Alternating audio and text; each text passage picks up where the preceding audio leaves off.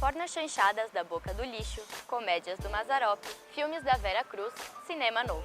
São Paulo foi palco de diversos movimentos da sétima arte. A cidade de São Paulo é mais do que um cenário, né? Ela é estruturante nas histórias que eu escrevo, que eu escolho filmar. Eu acho que São Paulo, de alguma forma, assim, ela atravessa meus poros, atravessa meu olhar. Luiz Sérgio Persson, um dos diretores mais consagrados do cinema paulista, ganha uma mostra para comemorar os seus 80 anos de nascimento e 40 de morte.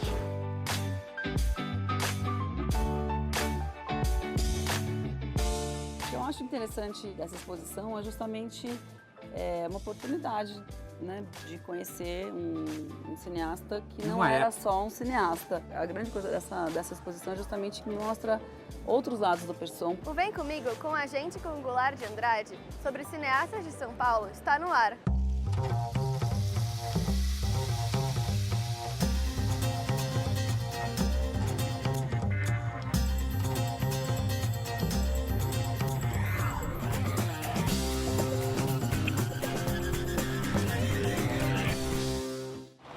Luiz Sérgio Persson, um grande amigo meu, grande cineasta, intelectual, boêmio. Ele está com a memória dele ali, atrás de vocês. Eu vou lá conversar com a Marina Persson. E proponho que vocês vão também para ver a exposição, na verdade, fisicamente falando. Me disseram que tem muita coisa. Como eu trabalhei com ele, eu vou me emocionar. Então eu vou antes falar com a Marina e depois vocês vão... Como é seu nome? Júlia. Júlia... Felipe. Camila. Camila. Você é jornalismo? Jornalismo segundo ano. Segundo? Isso. Você é Rádio TV? Isso, do segundo. Segundo? Eu sou Rádio TV do terceiro. Goulart, como você conheceu o Persson? Trabalhamos juntos na Blimp Filmes, que era uma produtora do Guga, irmão do Boni. E o Guga tinha lá alguns cineastas que fazíamos o Globo Repórter. O Persson chegou já mais tarde do que nós, vindo da publicidade. E tem uma história muito engraçada que eu quero contar para a Marina. Nós éramos boêmios, né? Gostávamos da noite, gostávamos de uma birita. Vocês vão gostar de ver o que ele fez. Ele foi teatrólogo também, diretor de teatro, ator, cineasta, documentarista. Uma pessoa muito interessante. Goulart, você chegou a ver o Persson como ator? Que eu ouvi dizer que ele mesmo falava que ele era um péssimo ator. Ele era canastrão, era um bom diretor. Excelente, Melhor diretor. excelente amigo. E o pior dos inimigos. Mais alguma coisa? Só isso. Você engordou, hein, menina? Puxa vida. Bom, eu vou lá, elas vão lá, eles vão lá e vamos ver no final o que dá esse produto aí.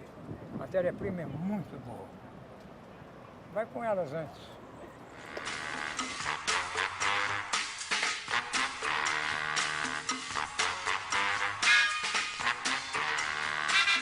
Estamos no Espaço Itaú Cultural, na Avenida Paulista, em São Paulo, para acompanhar mais uma exposição do projeto Ocupação, que tem exibido a obra de diversos artistas nacionais, passando pelo teatro, cinema, artes plásticas e literatura.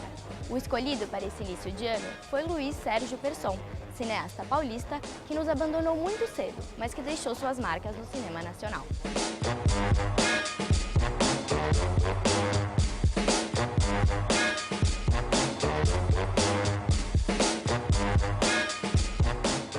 Como é que funciona o projeto Ocupação do Espaço Itaú Cultural?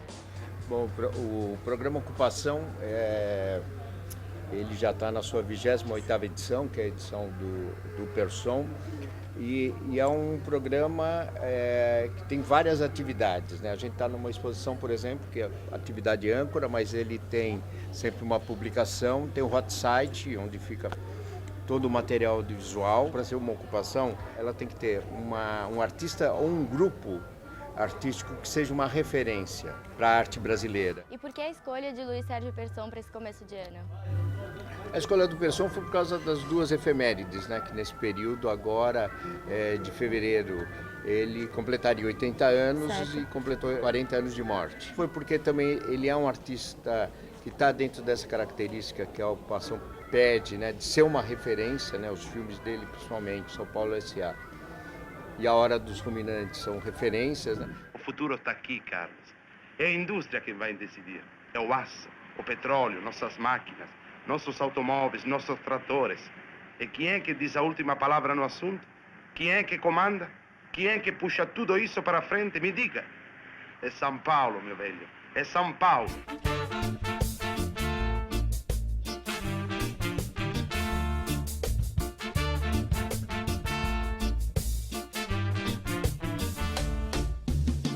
Tata, você conhece o Luiz Sérgio Persson, o trabalho dele, como você acha, qual é a importância dele para o cinema e como talvez ele te inspirou ou serviu para construir o seu embasamento? Eu conheço, sim, eu acho maravilhoso, né? O Persson é um cineasta, primeiro as suas histórias, os seus enquadramentos, os seus atores, ele é um escultor da imagem, né? O Persson é muito especial. E é um cineasta paulista e nisso eu me identifico muito com ele, né? Ele filmava um contexto. Embora, enfim, ele tenha filmes lindos, como o caso dos Irmãos Naves e outros que não acontecem em São Paulo, mas quando ele vem para São Paulo, é incrível, né? O Persson, ele encontra São Paulo, né? Ele mostra São Paulo. Eu sou muito grata a ele. Eu tô vendo um monte de pinguinho na lente. Como você começou no cinema? Comecei assistindo filmes, eu era cinéfila desde a minha adolescência. Mas o que me levou a estudar cinema, porque eu fiz o curso da ECA como ouvinte, eu não tinha passado no vestibular. O que me levou foi me perguntar o que mais eu gostaria de fazer para o resto da minha vida, e cinema. Polícia! Polícia! Foge! Foge! Foge, cara! Desaparece aqui, some! Que peça é essa? É uma peça que eu comecei a escrever há uns 40 anos. Uma resposta sincera que eu dei para mim mesma e que me levou a batalhar muito, porque realmente não era uma profissão fazer cinema.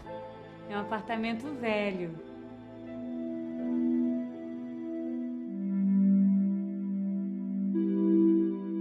Muito prazer, Érica. Vera. Você mora sozinha aqui?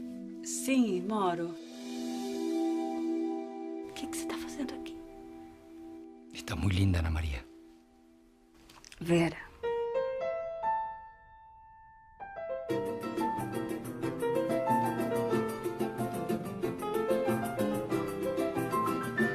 Aqui você tem uma entrevista que ele deu para o Pasquim, né?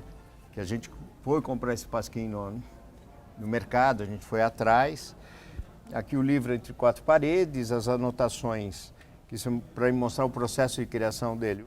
A foto que a gente mais gosta dele.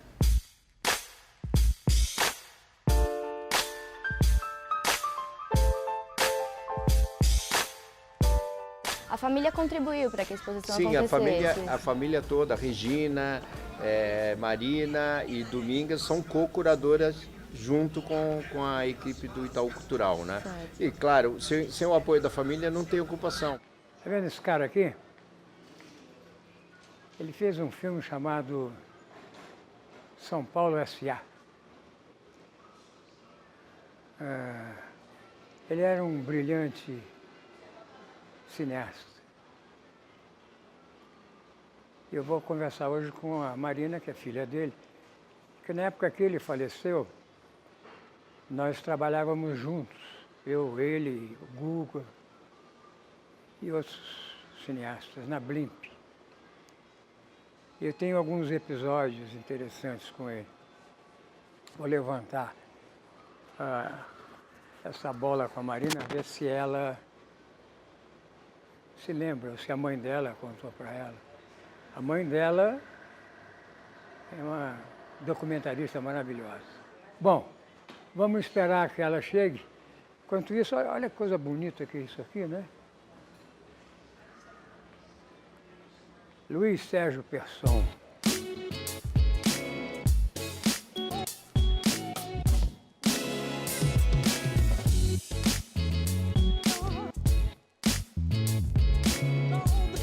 Marina, eu te conheci, você tinha 6 anos. Eu e seu pai, como vai? Tudo bem. A gente dividia espaço na Blink Filmes. Olha só. Não, então eu tinha menos. Eu tinha menos. Quando ele faleceu lá na estrada... Eu tinha 6. 6? É. Então, nessa época, antes disso, a gente bebeu muito junto e fez muito filme junto. Olha só. E a sua mãe é uma grande documentarista. É. Fez um filme sobre bexiga. É, né? Exatamente. Bexiga. Por isso que você tem sangue de... Não tinha, artista. Não tinha como ser Não outra tinha, coisa. Não. Agora, ele era uma figuraça, né?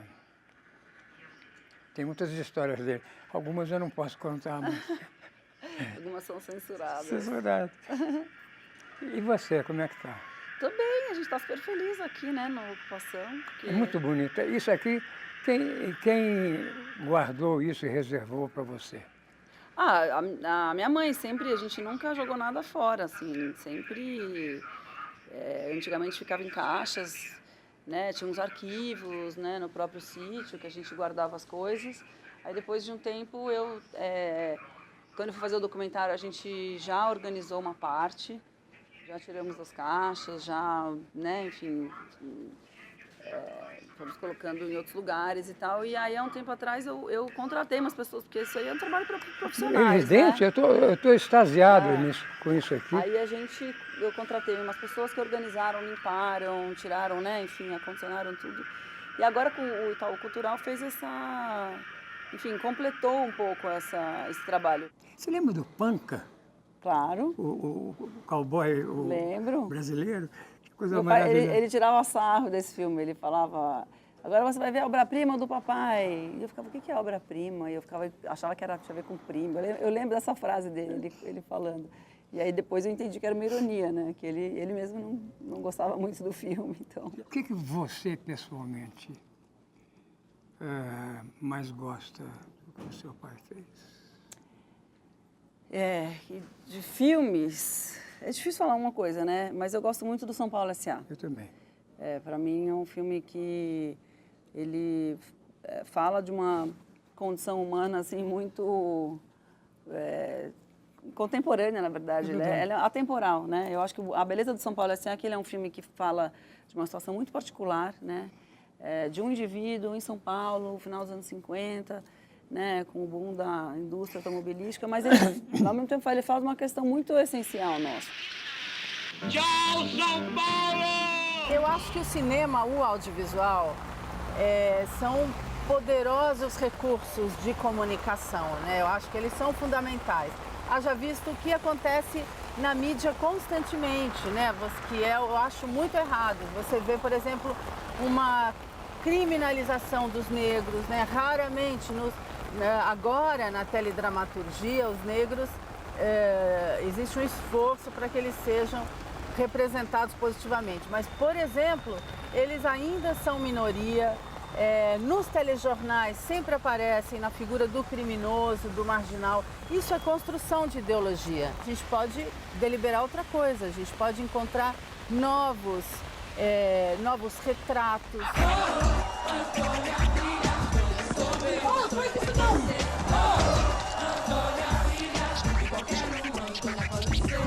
Essa diversidade não está representada positivamente.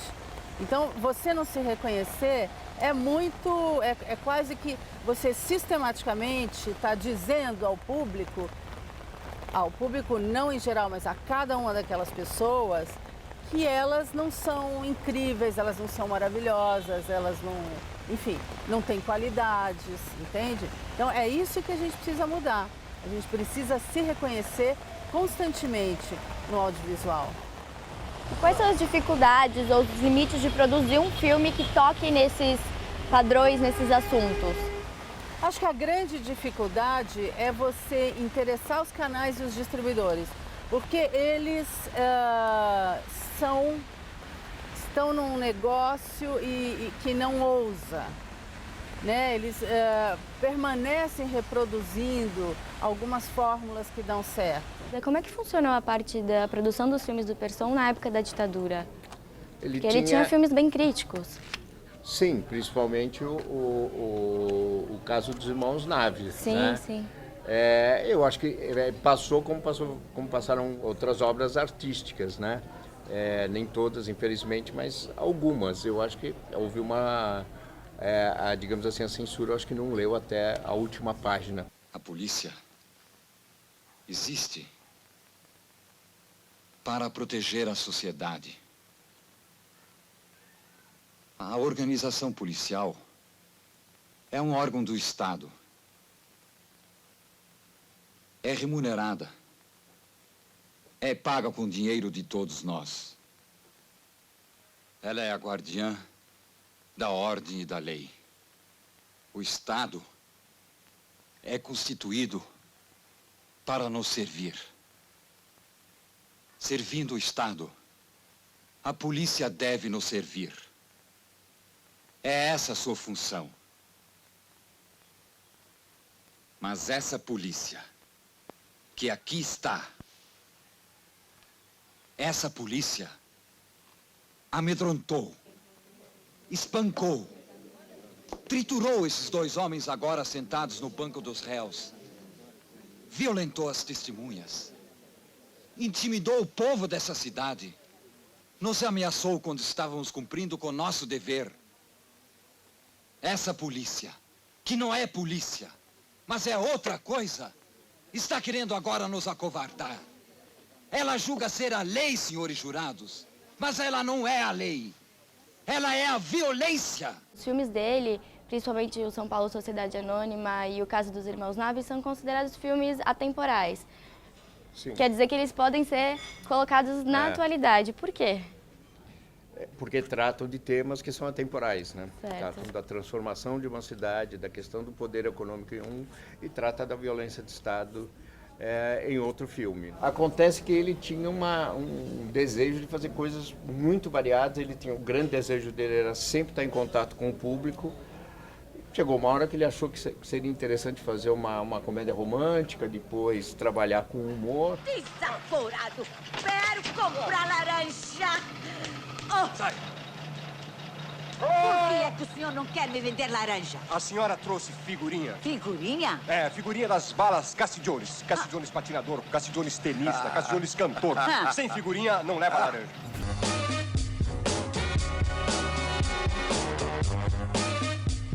Eu e o Persson fomos amigos. Ele tinha inaugurado o Auditório Augusta e no fim da temporada aí o Persson já estava pensando estava procurando um outro espetáculo, pensando em outro espetáculo para substituir a orquestra. A primeira coisa que ele pensou foi Trotsky no Exílio. Aí ele chegou para mim um dia e falou: a gente vai fazer Trotsky no Exílio e eu quero que você faça o Lenin. Mas aí eu acho que o Persson viu que era meio inviável naquele momento fazer o Trotsky no Exílio. Como diretor, como era o Persson? Aí ele era ótimo. Além de inteligentíssimo, de sensível, ele tinha uma ironia, ele brincava, ele tirava sarro das coisas. Era uma delícia, trabalhar com o Persson era muito bom. Mas aí um dia, telefonaram lá para o teatro, a gente fazia no Teatro Princesa Isabel, dizendo que o Persson tinha sofrido um acidente e que estava em coma.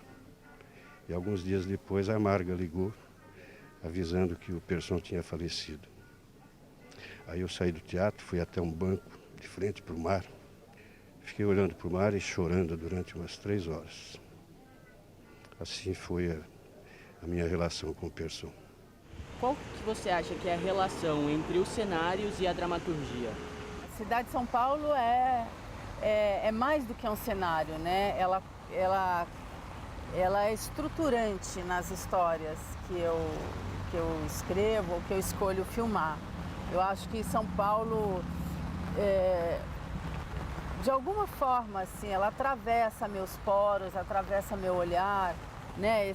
Essas situações, né? Aqui você tem um lambe, aí você tem as árvores e lá no fundo você tem uma igreja, ali você tem prédios. Eu acho essas camadas de São Paulo, né? E as pessoas que estão aqui muito interessantes, muito cinematográficas.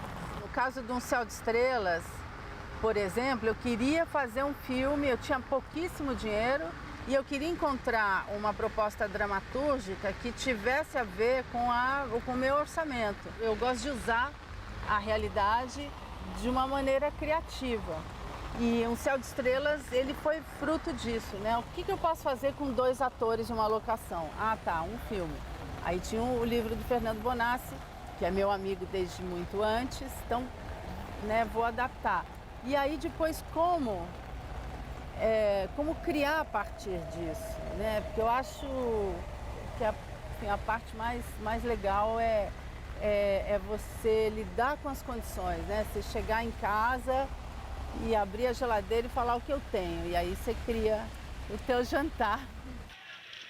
Recomeçar. Recomeçar. Recomeçar. 1000 vezes recomeçar. Recomeçar de novo. Recomeçar sempre. Recomeçar. Recomeçar. Você quer acrescentar alguma coisa para o público que não... Que não veio ainda? Não, e que não tem essa cultura de o cinema passado e tal. O que eu acho interessante dessa exposição é justamente uma oportunidade, né, de conhecer um cineasta que não era só um cineasta. Né? Eu acho que a grande coisa dessa exposição é justamente que mostra outros lados do Persson, profissionais e não profissionais. Sim. Então a gente tem todo um lado do teatro, como a gente está vendo aqui. O Persson fazia peças de sucesso. Ele gostava muito dessa coisa popular, entendeu? Ele queria muito comunicar com o público. Para ele a coisa mais importante era que o que ele fizesse, qualquer coisa que fosse, que aquilo tivesse uma comunicação, que chegasse ao público, que tivesse um alcance. E por isso as peças eram peças de sucesso. Quando uma peça não estava boa, ele mesmo falava, não, essa peça não está boa, vamos tirar. Ele mesmo tinha, mas as peças ficavam um ano em cartaz. Nossa, a lição de anatomia, por exemplo, estava vendo 300 apresentações, entendeu? Colocava o número de espectadores. A Grande Coca-Cola ficou mais de um ano em cartaz. O Orquestra de Senhoritas ficou mais de um ano em cartaz. Então, isso era legal. Aqui era o reduto. Aqui isso aqui é a fachada do Auditório Augusta. Ó, 12º mês de sucesso. Tá vendo? Passei grande parte da minha infância aqui, neste lugar, Auditório Augusta, que ainda é o número 943 da Rua Augusta. Tá lá. Hoje continua lá, o Teatro Augusta, tá diferente, tá reformado, mas está lá, né? E outra coisa que tem de interessante aqui são as coisas pessoais, né? A gente tem desde Super 8 de infância, fotos de família, documentos pessoais dele, que também tem ali. Então é uma exposição que ela tem esse lado curioso, assim, e a gente tem muitos documentos originais também. Eu acho que é isso, eu gosto muito, assim, quando eu sou apresentada a uma pessoa nova, interessante, e uma forma de você fazer isso é justamente vindo na exposição, quer dizer, você vai ver fotos, vai ver documentos, você vai ver os filmes. Agora vem com o tempo, Venham. Porque você vai passar umas horas aqui, agradáveis. E a gente, é isso, né, o Itaú fez uma coisa muito legal, que é isso, o Valdir Lopes, que foi o nosso cenógrafo, ele preparou isso, assim, mesa para você vir com calma, senta, pode ficar lendo, fica vendo as fotos. Venham. Vem amanhã, vem comigo. Não, aliás. Só não tem segunda-feira, todos os outros dias. Com eles. Aqui é tudo plural. Tchau de novo.